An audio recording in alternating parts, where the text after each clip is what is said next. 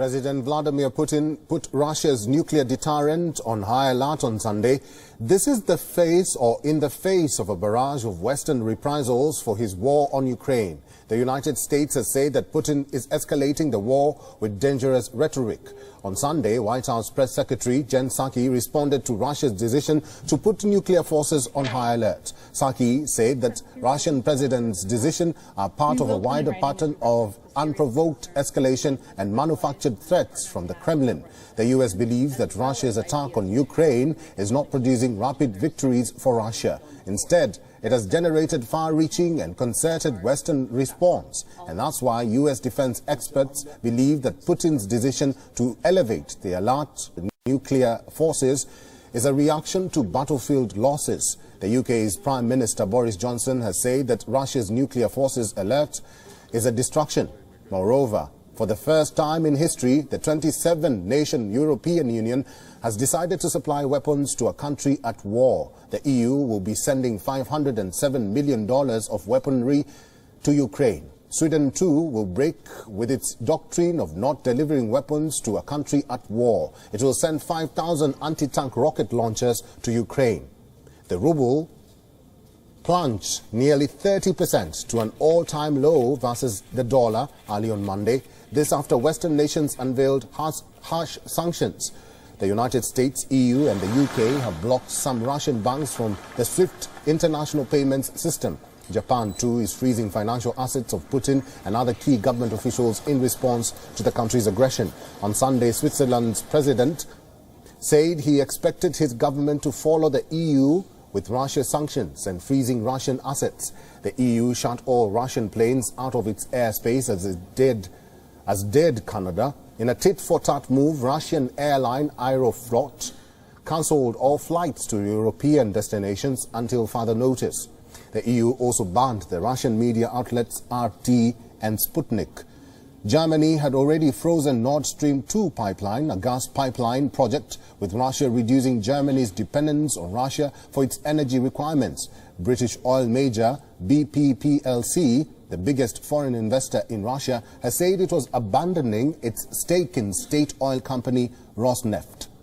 This at a cost of up to $25 billion, shrinking its oil and gas reserves in half. And several European subsidiaries of Russia's Sberbank, majority owned by the Russian government, were failing or were likely to fail. This is according to the European Central Bank, reason being Russia's reputational costs of the war in Ukraine. Most importantly, Kiev, Ukraine's capital, remains in Ukrainian government's hands. The Russian military campaign is less successful than expected. Putin's latest decision to put his country's nuclear deterrence forces on high alert is only a window into his anger and increasing isolation. Svitlana Zalischuk, Ukraine's former member of parliament, shares her insights about how Putin has been cornered. Putin somehow thought that he will be welcomed here, or maybe he would have a victorious war in a couple of days. But it turned out for him to be a real humiliation and international isolation and loss of authority.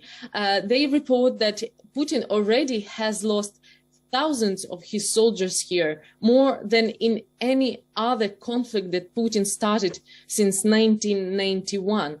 And they're afraid to report this data to the Russian population. Now, amid escalating tensions with the West, Russian President Vladimir Putin has now put Russia's nuclear deterrent forces on high alert. This an attempt on Putin's part to tell the West to back off from the Ukraine conflict in order to avoid a nuclear war. Our next report has more details. Russian President Vladimir Putin put Russia's nuclear arsenal on high alert on Sunday, further raising the stakes amid his military assault on Ukraine. But Ukrainian President Volodymyr Zelensky remained defiant, pledging to remain in the capital, Kyiv. Zelensky said on Sunday he'd agreed to new negotiations without preconditions with Moscow, even though he didn't hold out much hope. I do not really believe in the outcome of this meeting, but let them try, so that later not a single citizen of Ukraine has any doubt that I, as president, tried to stop the war. Ukraine said it continued to hold off Russian forces from capturing Kiev and Kharkiv, its two largest cities. Footage showed of a Russian armored personnel carrier outside Kharkiv, where locals said at least one Russian soldier had been killed. An unexploded Russian warhead landed in a kindergarten playground. In Kiev, streets were deserted except for civil defense forces and the occasional ambulance. Plumes of smoke showed where Russian ordnance landed. Nearly 400,000 Ukrainian civilians have fled the country into neighboring Poland and Romania. The Russian invasion came after months of denials by Moscow. It planned to attack. Putin has called the attack a, quote, special operation. Western nations responded to the onslaught with an unprecedented array of sanctions on Russia's economy. Our airspace will be closed to every Russian plane, and that includes the private jets of oligarchs too. The European Union on Sunday shut all Russian planes out of its airspace. Putin thrust an alarming new element into play when he ordered Russia's deterrence forces, which wield nuclear weapons, onto high alert.